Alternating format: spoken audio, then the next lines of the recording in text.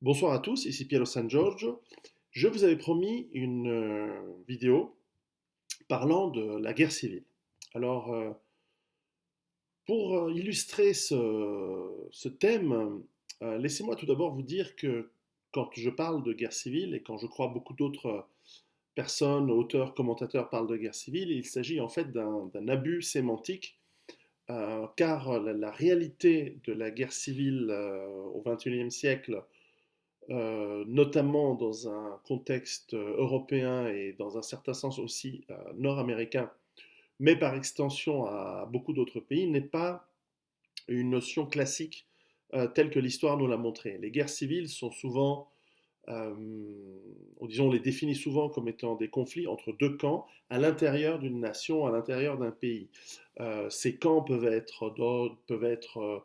ces différences entre les camps qui se battent peuvent être d'ordre religieux, peuvent être d'ordre politique. On imagine la guerre civile russe entre les pourritures bolcheviques communistes d'un côté et les Russes blancs de l'autre, certains tsaristes, d'autres plutôt d'une approche républicaine. Nous pouvons imaginer la guerre civile également binaire entre le nord des États-Unis et les États du Sud, sécessionnistes.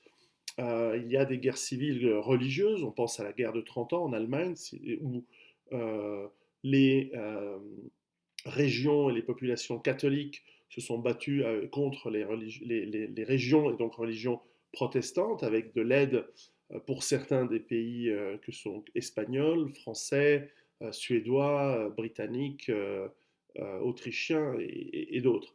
Et donc, et parfois pas forcément dans le camp des gens qui ont leur même religion.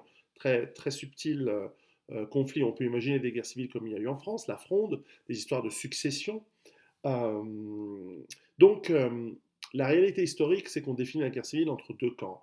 La réalité du vrai monde, c'est que c'est très complexe et que c'est très compliqué. Alors, avant de vous parler de comment j'envisage et quelle est la manière dont un citoyen prévoyant peut préparer cette éventualité, parce que rappelez-vous qu'il il n'y a pas de certitude, nous ne sommes que dans la préparation de scénarios auxquels nous devons faire face s'ils arrivent, mais rien ne dit qu'ils arrivent, et surtout, euh, personne n'a la capacité de prévoir exactement ce qui va se passer. Alors pour illustrer ce propos, je souhaitais vous parler, ça me permet de parler d'un livre que j'ai lu, que j'ai apprécié, qui s'appelle La France djihadiste d'Alexandre Mindel. Alors, avec une préface de l'excellent Thibaut de Montbrial. Alors, c'est comme le sous-titre l'indique, la première enquête sur les Molenbeek français. Je ne sais pas si je ne parle pas le flamand. Molenbeek, Molenbeek, Molenbeek, Molenbeek. Molenbeek étant un quartier nord de Damas, visiblement. Bref, édition Ring, 18 euros, excellent livre, je vous le conseille.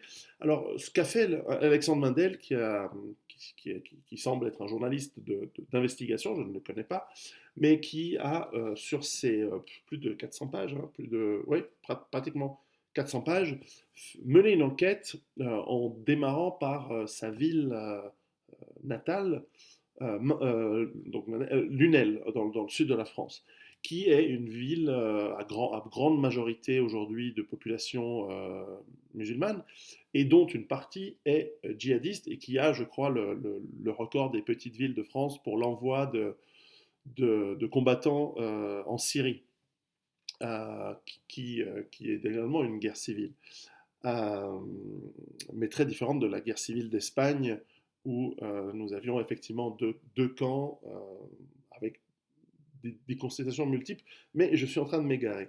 Pour revenir au livre, ce que j'ai trouvé intéressant, c'est que justement, comme la France Orange Mécanique d'Oberton, également aux éditions Ring, et comme plus récemment Guérilla, toujours d'Oberton, là, en revanche, nous ne sommes pas dans la fiction, nous sommes dans l'enquête. Et ce que fait Alexandre Mandel, c'est qu'il enquête dans différentes villes de France, et le nombre de villes est assez impressionnant, de villes où il y a une majorité aujourd'hui de population musulmane. Certaines sont encore dans le cadre de la République française, d'autres sont dans les faits complètement déjà séparées, et si elles n'ont pas fait de sécession formelle ou informelle, de fait, les lois françaises ne s'y appliquent plus et l'État français n'y va plus. Je ne sais pas s'il va même pour récupérer des impôts, mais certainement les services de pompiers, d'ambulance et de police n'osent plus aller dans ces quartiers qui sont complètement sous le contrôle, euh, on va dire, de groupuscules qui font partie de la population locale. J'ai une petite différence avec, je pense que Alexandre Mandel parle de djihadistes, de fanatisme religieux. Moi, je pense que c'est plutôt des mafias qui se trouvent être musulmanes. Mais enfin, les musulmans aussi ont le droit d'avoir leur mafia, comme les Italiens, les Juifs, les Russes et plein d'autres. Et c'est mal, mais bon, c'est comme ça. Et donc, son enquête que j'ai trouvée vraiment très très intéressante et qu'il construit au fur et à mesure de différentes voyages à Toulouse, à la Courneuve, à Marseille, à Nice et dans d'autres endroits, il rencontre des musulmans, il rencontre des imams, il rencontre des prêcheurs, il nous parle des mosquées, de ce qui s'y trame et de ce qui se dit, et il dépeint en voilà, presque 400 pages le portrait d'une France qui est très différente que celle qui nous est montrée dans les médias, et qui est une partie de la France qui a généré, évidemment ce n'est pas la majorité, mais enfin il y a quand même une minorité substantielle des musulmans qui habitent en France qui soutient des groupements terroristes et qui soutient même la philosophie de groupements comme Daesh en Syrie. Alors certes, certains diront c'est pas ça l'islam. Alors est-ce qu'ils mentent ou est-ce qu'ils sont sincères? Difficile de le savoir, mais en tout cas la réalité c'est que Daesh et ses suppôts, eux se réclament de l'islam. Et les terroristes djihadistes, eux, sont insultés lorsqu'on l'on dit que ce n'est pas ça l'islam. Au contraire, eux s'en réclament. Et vous savez que j'ai une ambivalence par rapport à cette religion et les populations, d'une part parce que je les connais par mes voyages, et que d'autre part, c'est une religion qui a au moins une certaine virilité et une certaine proportion au combat. Et j'espère être un guerrier, et donc je ne peux que respecter et apprécier le guerrier, fût-il ennemi et qu'il veuille me tuer. Alors attention, je ne dis pas que l'islam est mon ennemi, parce que personnellement, je n'ai pas encore été attaqué. En Suisse, je suis citoyen suisse, je n'ai pas été encore attaqué. Mais je constate qu'il y a une colonisation de peuplement de l'Europe, qu'elle est en partie musulmane. Alors, ce n'est pas tous les colons qui débarquent chez nous qui sont musulmans. Et je dis toujours, et je vous renvoie à une vidéo précédente où je dis qui est le vrai ennemi. L'ennemi n'est pas celui qui nous colonise, ce n'est pas l'ennemi principal de loin. L'ennemi est celui qui les a fait, qui fait venir ces millions de gens chaque année, dont une partie sont musulmans, et dont une partie de ces musulmans eh bien, sont dans l'idéologie de la conquête, de la conversion par la force, et donc du djihadisme. Alors je sais, vous nous direz, ah mais dans le Coran il est écrit que, c'est pas important ce qui est écrit dans le Coran, ce qui est important c'est ce que les gens croient qui est écrit dans le Coran. Et le jour où ils agressent et ils attaquent des populations européennes, eh bien, acte de guerre veut dire réaction, en tout cas à un certain moment il va y en avoir une. Et c'est dans ce sens-là que ça peut devenir justement ce qu'on appellerait une guerre civile. Mais avant de définir ma définition de la guerre civile, je voulais simplement vous dire que voilà, c'est un livre qui est excellent et qui donne une cartographie de la présence musulmane, en tout cas en France. Je pense qu'un livre similaire pourrait être écrit sur le Royaume-Uni, sur l'Allemagne, sur la Belgique, dans une moindre mesure sur l'Espagne, l'Italie, euh, et également sur la Suède, le Danemark et également la Norvège, qui sont des pays où la population musulmane commence à dépasser les 5 et 10% selon les cas. Et généralement, on voit que lorsqu'une population étrangère à un lieu, alors je sais, vous allez me dire, mais je suis français. Oui, peut-être, mais l'ethnie et la religion, ça fait des différences que le bout de papier qui a un passeport ou une carte d'identité n'effaceront pas. Donc, pour certains, bien sûr, vous êtes totalement intégrés et il n'y a aucun souci, y compris en Suisse. J'ai plein d'amis qui sont nominalement musulmans, mais qui en réalité sont super bien intégrés. Donc le problème ne se pose pas là. Le problème, c'est dans le quotient intellectuel, le problème, c'est dans le niveau social, le problème, c'est dans le niveau de bêtise qui fait que vous allez comprendre d'une certaine manière ou pas, ou d'une autre manière, les textes fondamentaux religieux, et aussi un niveau de quotient intellectuel qui fait que vous allez euh, croire ou pas à des balivernes et des sornettes que des personnes malignes vont vous distiller petit à petit jusqu'à ce que vous basculiez dans finalement la guerre qui les sert. Les guerriers, enfin les fanatiques sont généralement utilisés par des manipulateurs. Ça a toujours été comme ça dans toutes les religions, etc. Enfin, aujourd'hui, ce n'est pas l'Inquisition qui nous emmerde, c'est évidemment le terrorisme et ceux qui l'ont organisé et qui l'ont amené chez nous. Jamais l'oublier. Donc c'est un livre que je vous conseille chaudement à lire. Moi, je l'ai beaucoup annoté, ça me servira dans des projets futurs. Il y a vraiment beaucoup d'informations et il complète d'autres livres qui existent sur ce sujet. Il va tout à fait, je crois que Ring est une maison d'édition qui publie beaucoup de livres de bonne qualité sur ces sujets. Bon, ceux de Laurent Oberton sont très connus, mais je crois que celui-ci vaut la peine également d'être connu. Alors, ma définition de la guerre civile est que justement, nous sommes non pas dans des scénarios possibles de guerre entre l'islam et les chrétiens, ou l'islam et les Européens. Je pense que nous sommes dans une approche multiconflictuelle. En réalité, nous pouvons parler du concept de guerre moléculaire. C'est un concept qui a été pas mal vulgarisé et propagé récemment par mon camarade et compatriote Bernard Wicht en Suisse, un historien très connu qui a parlé de cette guerre moléculaire globale dans laquelle nous entrons dans cette période. En réalité, c'est un concept du penseur allemand Hans Magnus Enzensberger qui a défini ce concept comme étant une forme de guerre civile appliquée à un monde individualiste où les gens sont de plus en plus tellement individuels qu'ils n'ont plus d'appartenance à des ethnies ou à des groupes, et certainement plus à des nations, et qui, en cas de grande crise, vont être dans des multi-conflits les uns avec les autres et les uns contre les autres autour d'eux.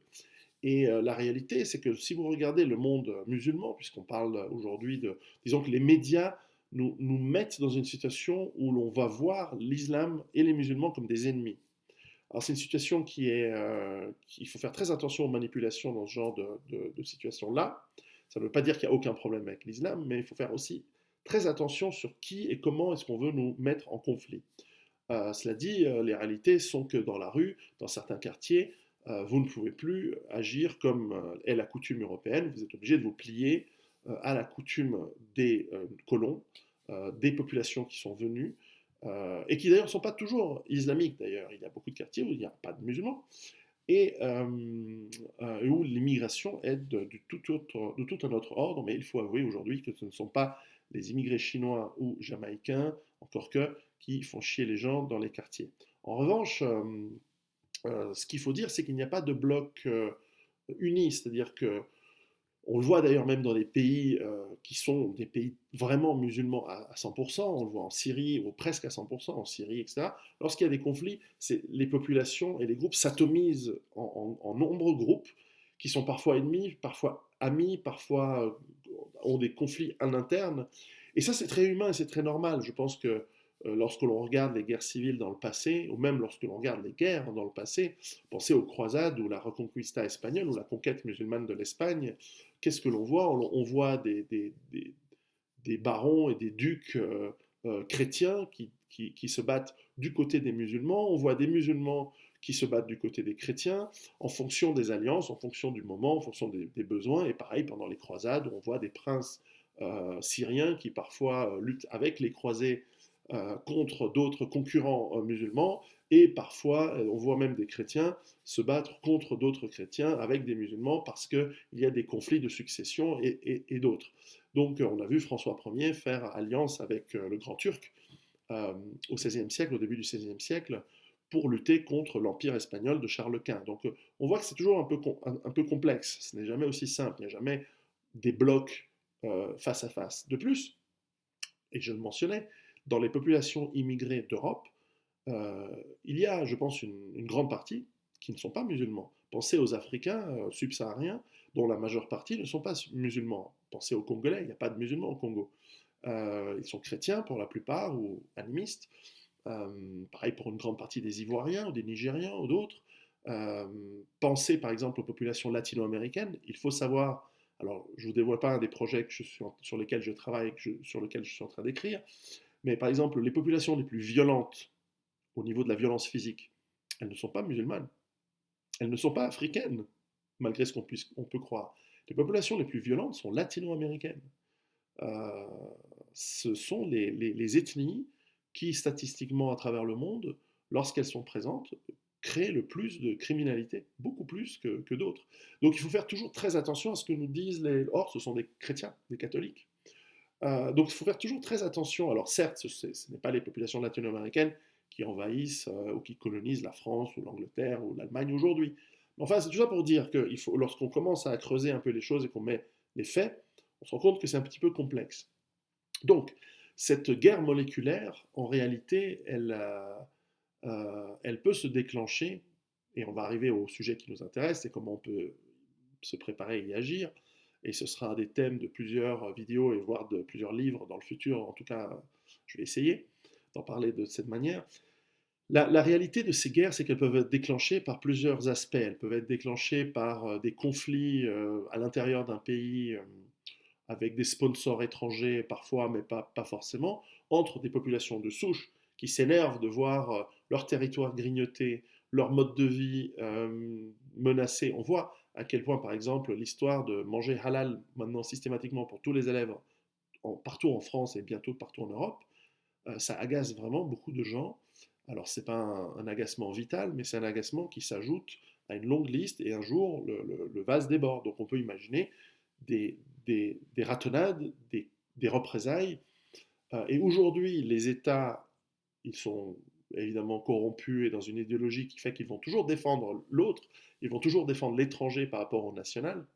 C'est normal dans leur logique, ils ont été formés au fait que l'étranger, c'est toujours une victime, puisqu'il n'est pas blanc. Donc, et que le blanc est forcément même s'il est pauvre, même si le blanc est toujours le bourreau. Et on voit aujourd'hui l'effet Trump aux États-Unis est en train de changer cette vision des choses. C'est qu'aujourd'hui, les Européens commencent à reprendre une estime de soi, commencent à ne plus être dans la victimisation et commencent à dire mais attendez, on est la majorité et puis on est chez nous. On peut très bien imaginer un basculement politique et tous les collaborateurs habituels peuvent aussi changer Kazakh.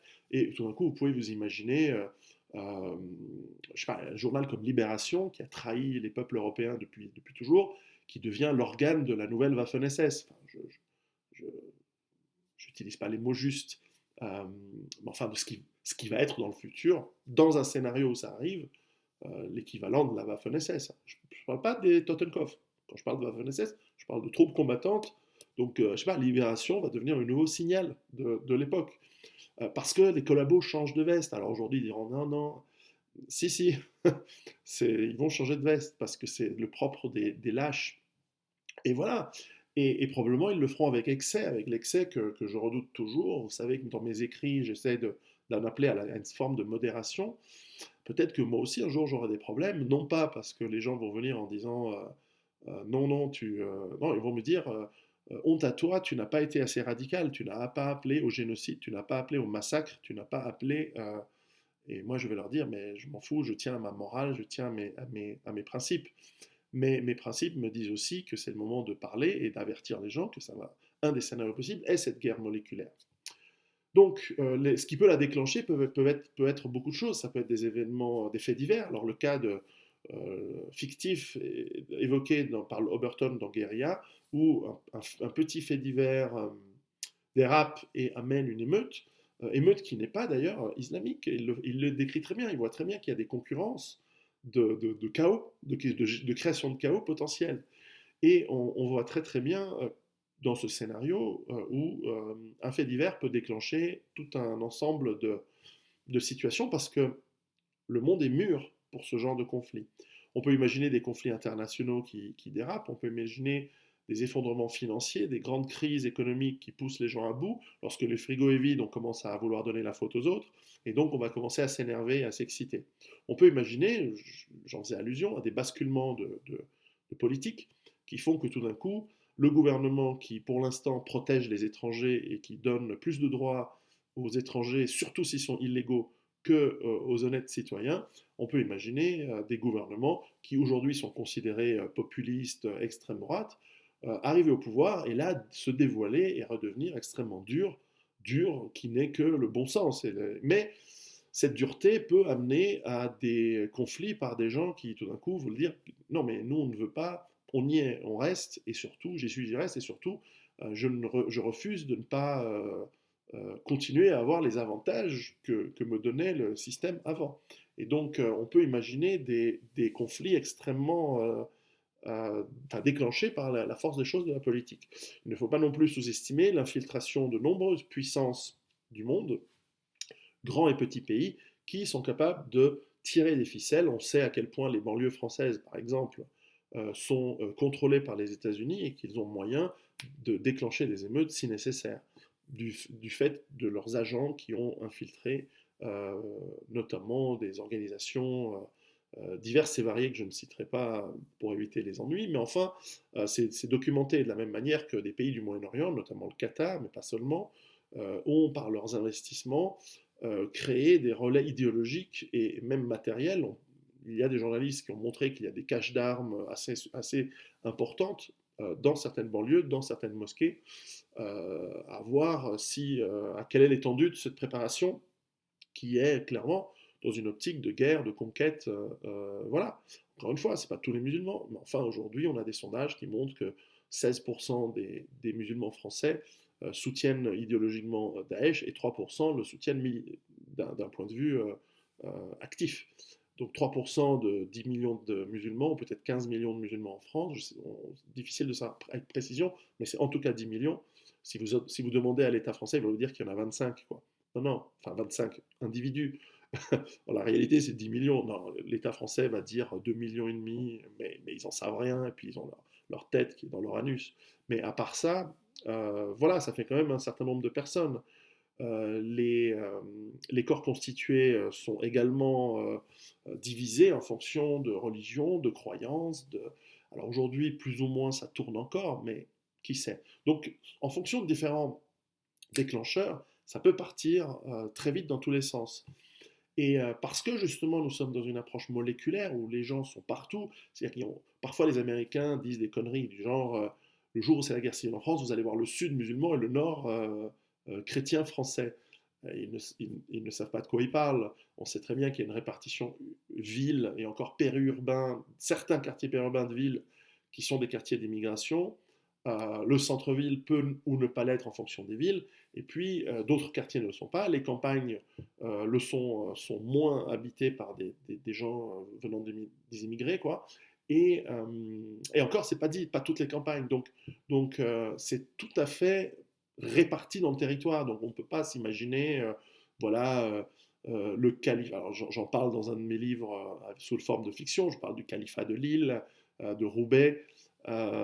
Oui, celui de Marseille, c'est possible également.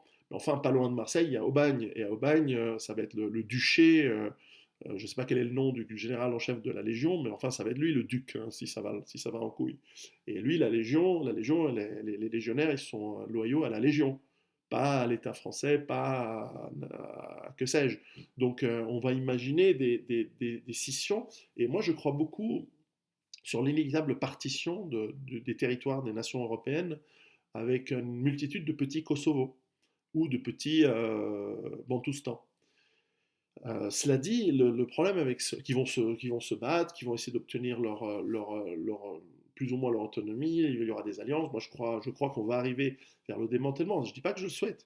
Je pense qu'on va avoir le démantèlement de certaines régions qui vont prendre leur indépendance. Je parle beaucoup dans mes textes, je parle souvent de Bretagne, je parle de Savoie, bien sûr la Corse. Vive la Corse, libre. Et de toute façon, euh, ça peut durer, ça peut être permanent, ou ça peut ne pas tenir et être re-englobé dans une organisation autre. On peut imaginer même certains départements frontaliers français à la Suisse qui souhaitent rejoindre la Suisse en tant que canton. Pourquoi pas? Il faudra juste vérifier qui habite dans ces départements. Mais enfin, l'avenir est très ouvert. Le seul problème fondamental, c'est que quels que soient les déclencheurs, quelle que soit la nature et la forme de ce genre de guerre civile, et quels que soient ces scénarios auxquels on essaye de se préparer, qu'on essaye d'envisager, à la fin, on revient toujours sur l'effondrement économique, qui est le titre de mon premier livre, qui est un grand best-seller, Parce qu'en fait, quelle que soit la manière dont vous tournez le problème, quelle que soit la forme que prend la guerre civile, à la fin, vous tombez sur le même chaos, c'est-à-dire que très vite, les systèmes d'approvisionnement ne fonctionnent pas. Vous avez remarqué que la lumière, elle me fait une petite moustache, comme ça. C'est pas du tout mon idéologie, mais c'est rigolo. Bref, l'effondrement, il faut que je change de lumière. Si je prends comme ça fait trop Mussolini. Si ça, je suis un peu avachi aujourd'hui. Je devrais la refaire la vidéo, mais c'est la troisième fois que je la refais. Je suis un peu paresseux. Donc maintenant, tout le monde est en train de regarder ma petite ombre et plus personne n'écoute ce que je dis. Bref. 90 Gramm Butter, Salz und Muskatnuss. Muskatnuss. Je répète, Herr Müller, ich wiederhole. 1 Kilogramm Kartoffeln, 1 Liter Milch, 3 Eier, 90 Gramm Butter, Salz und Muskatnuss! Muskatnuss, Herr Müller!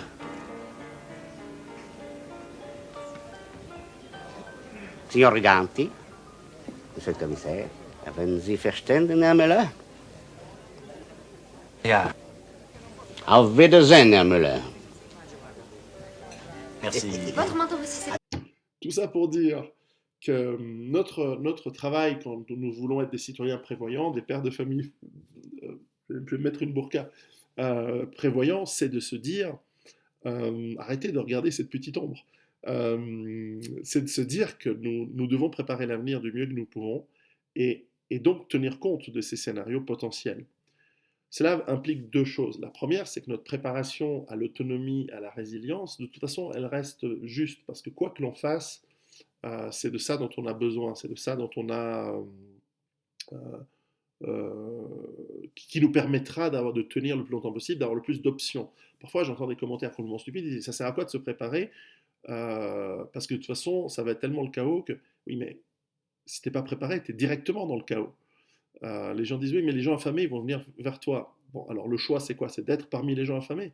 Mais non, c'est complètement débile. Faut réfléchir plus que 3 minutes et tout de suite. Les gens, ils ont une impulsion, ils écrivent sur Internet des commentaires débiles. Faut réfléchir 2 secondes, les mecs.